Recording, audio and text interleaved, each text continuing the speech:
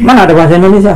Bukan kami lupa, sadar dengan sadarnya bahasa Indonesia itu asalnya dari bahasa Melayu. Anak SD di Indonesia ini kalau ditanya gurunya, nah bahasa Indonesia itu akarnya apa? Akarnya bahasa Melayu, Bu. Pasti. Ada satu video guys ya, cukup menarik karena di sini menjelaskan tentang bahasa ya, bahasa kita, bahasa Indonesia dan bahasa Melayu. Video ini dari channelnya Onang 88 ya guys ya. Dia mereaksi satu video di mana ada profesor Melayu nih, dua orang ya, yang menganggap bahwa bahasa Indonesia ini adalah bahasa Melayu, dan ada satu profesor yang mengatakan bahwa bahasa Indonesia itu tidak ada, yang ada bahasa Melayu. Atas komentar tersebut, pakar bahasa merespon dan menerangkan seperti apa sebenarnya bahasa Indonesia itu. Ya, video sebenarnya sudah lama guys ya, tapi menarik untuk kita bahas ya, kita komentari kan, supaya ini juga menjadi apa ya, ilmu pengetahuan kita ya, menambah wawasan kita. Mungkin diantara kita banyak yang belum menonton video ini, dan mungkin juga diantara kita banyak yang belum mengetahui dan masih meraba-raba sebenarnya bahasa Indonesia itu seperti apa. Judulnya itu memahami bahasa Indonesia dan bahasa Melayu dari perspektif negara bangsa. Langsung saja guys ya, kita tonton videonya. Nama bahasa kita itu adalah bahasa Melayu. Nah, dengan Indonesia kata bahasa Indonesia. Nah kan, kami bertutur bahasa Indonesia Pak. Mana ada bahasa Indonesia? Apabila dicari satu bahasa berdasarkan realiti atau kenyataan bahwa bahasa Melayu adalah bahasa terbesar di Asia Tenggara. Jumlah penutur lebih kurang 300 juta. Sekitar 40% lebih. Artinya penutur yang paham. Dan negara yang utama adalah ASEAN pun, Indonesia, Malaysia, Brunei Darussalam, bahkan Singapura, semua meletakkan bahasa Melayu sebagai bahasa kebangsaan masing-masing. Kita ada rakan-rakan dari Kampuchia sebagai contoh, Laos, Myanmar, Vietnam, mungkin Papua New Guinea atau Timor Leste. Itu sebenarnya juga sebahagiannya ada penduduk yang memang dapat tutur bahasa Melayu. Jadi boleh saya katakan terus. Selamat berjumpa kawan semua sebangsa dan setanah air. Di YouTube banyak sekali video yang membahas masalah bahasa Melayu, bahasa Indonesia. Bahasa Melayu dituturkan oleh 300 juta penduduk di dunia. Saya pun ikut aktif berkomentar. Tetapi mendengar video, cuplikan video yang baru tadi menggelitik saya, memancing saya untuk bereaksi langsung dalam sebuah video ini. Tentunya saya akan memberikan tanggapan dengan pendekatan konsep negara bangsa. Berbicara negara bangsa di Indonesia tidak perlu seorang profesor untuk menjelaskan. Anak SMP pun sudah sangat-sangat pandai sekali menjabarkan apa itu konsep negara bangsa, karena sejak SD kita memang sudah dididik dengan semangat kebangsaan. Ini Profesor Dr. Datuk Sri, apa namanya saya lupa, yang mengatakan bahwa Indonesia tidak bersedia ada embel-embel Melayu dalam bahasa Indonesia dalam rangka bersama-sama negara ASEAN untuk menjadikan bahasa Melayu ini menjadi bahasa ketua ASEAN bersama dengan Thailand, Filipina. Filipina juga bahasa Melayunya hanya sebagian kecil orang saja itu. Di Thailand hanya di Thailand Selatan, provinsi Patani. Ya, betul. Hanya itu aja yang berbahasa Melayu. Turunan Kelantan. Di Filipina, di Mindanao, Kerajaan Zulu, bersama dengan Brunei, termasuk Indonesia. Namun Indonesia harus ada kata Melayu Indonesia karena yang mau dikedepankan ini bahasa Melayu. Nah, karena Indonesia tidak mau, ya sudah pasti Indonesia nggak mau, seluruh rakyat Indonesia tidak mau. Oh, iya dong. Menyatakan seakan-akan kita tidak mengakui bahwa asal muasalnya ini bahasa Melayu. Tidak sesederhana itu. Kalau profesor-profesor Malaysia ini ngerti apa itu konsep negara bangsa, saya nggak tahu apakah mereka ini tahu konsep negara bangsa. Nggak tahu itu. Malaysia belum menjadi negara bangsa. Karena pendekatannya masih pendekatan etik terhadap ras. Gitu. Kalau ada mereka paham dengan negara saya nggak keluar pendapat seperti itu. Iya, betul. Seperti saya katakan tadi, saya akan menjelaskan ini dengan pendekatan negara bangsa. Apa itu definisi negara bangsa? Dari yang pernah saya pelajari, secara umum saya katakan bahwa negara bangsa adalah satu negara yang dibentuk bersama warga negaranya dengan tekad yang sama, cita-cita sama untuk membangun masa depan bersama tanpa membedakan agama, ras, etnik dan golongan. Ya, setuju. Jelas. Betul. Nah, kalau kita menggunakan embel-embel ada Melayu Indonesia, nah Melayu itu hanya mewakili golongan tertentu, etnik tertentu. Itu tidak mengenal itu. Kita jangan, Indonesia tidak mau terjebak mengkotak-kotakkan warga negaranya.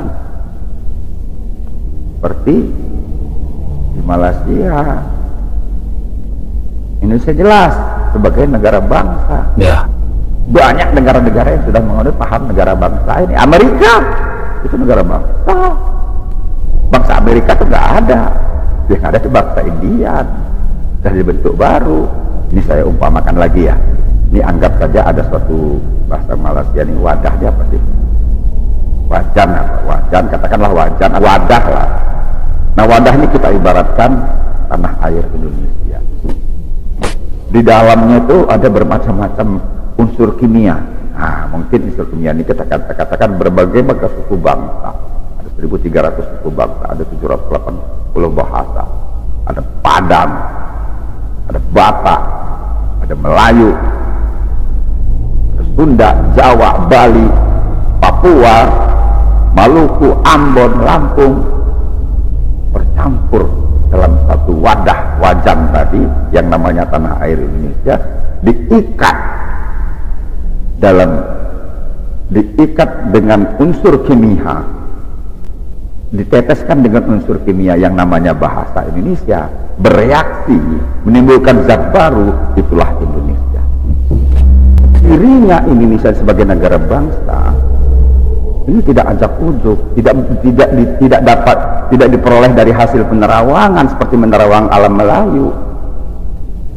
Berfantasi, bukan hasil fantasi, bukan hasil copy paste, bukan, tapi hasil dari perjuangan panjang yang berdarah-darah. Belanda melancarkan politik DPD atau Tira, politik adu domba. Oleh karenanya, pada tahun 1908, pemuda-pemuda Indonesia yang dipelopori oleh Budi Utomo sudah berpikir bagaimana menyatukan Nusantara. Nah, kata Nusantara sudah dikenal sejak dulu. Itu bahasa Jawa kuno, bukan bahasa Melayu. Kata bahasa Melayu tidak ada Nusantara. Nusa dan antara Nusa itu artinya pulau. Bahasa Jawa kuno, Pak. Bahkan zaman Majapahit itu sudah dikenal kata Nusantara. Wilayah Indonesia ini dulu namanya Nusantara, kata-kata Indonesia belum ada.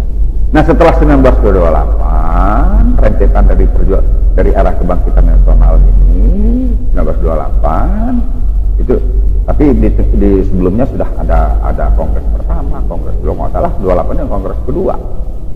Atas kesadaran bersama, tekad bersama dengan cita-cita yang sama dengan definisi negara bangsa tadi, membangun bangsa tanpa membeda-bedakan ras, agama, etnik dan sebagainya, muncullah Sumpah Pemuda. Bertanah air satu, berbangsa satu, bahasa satu. Ini yang saya analogikan tadi dengan reaksi kimia tadi. Sudah nggak masuk akal dari profesor-profesor Malaysia ini berhalusinasi tingkat dewa ya, karena merasa mereka belum bisa menemukan jati diri mereka, ya cari-cari sensasi lah.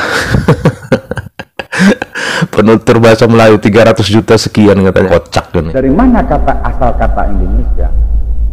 Nah, teman-teman, kata Indonesia ini muncul di tahun 1850. Ketika itu Belanda ingin mencari nama untuk wilayah jajahannya di Nusantara ini, yang pada waktu itu namanya Hindia Belanda. Menyebutkan Hindia Belanda sering ketukar, nggak tahu saya ketukar dengan wilayah mana, sering ketukar penyebutannya. Muncul ide untuk mencari nama untuk menamakan wilayah Belanda. Nah, muncullah ide dari dua orang berkebangsaan Inggris yang bernama Richard Penlogan dan George Samuel Windsor menawarkan kata Hindu, bukan Indo kalau sekarang Indonesia, tapi awalnya itu namanya Indonesia. Nama yang kedua Melayunesia. Melayu sudah ditawarkan sejak 1850, mirip-mirip dengan Malaysia kali ya. Kenapa Indonesia tidak menyebutnya sebagai Melayu? Nah, kalau dia Melayunesia, ini identik dengan salah satu etnik, salah satu golongan. Nah, kalau kita Melayu satu golongan, ya tidak bisa merangkul semua golongan. Tidak bisa kita menyebutkan diri kita sebagai negara bangsa. Maka oleh karena itu dipilihlah kata Indonesia. Ditetapkan Indonesia. Tanah air satu Indonesia, berbahasa bangsa satu Indonesia, dan berbahasa. Itu asal mula kata Indonesia. Konsep kebangsaan Indonesia ini sudah selesai dari sejak tahun 1928. Ya, identitas kebangsaan kita ini sudah sebelum Indonesia merdeka, identitas kebangsaan ini sudah ada sejak tahun 1928. Jadi jangan dimundurkan lagi ke belakang, gitu loh. Kalau kita menggunakan embel-embel bahasa Melayu, kita mundur lagi. Gugurlah bahasa Indonesia sebagai pemersatu, gugurlah Sumpah Pemuda kalau kita masih menggunakan embel-embel Melayu Indonesia. Kenapa Sumpah Pemuda ini? Inilah cikal bakal identitas kebangsaan negara bangsa.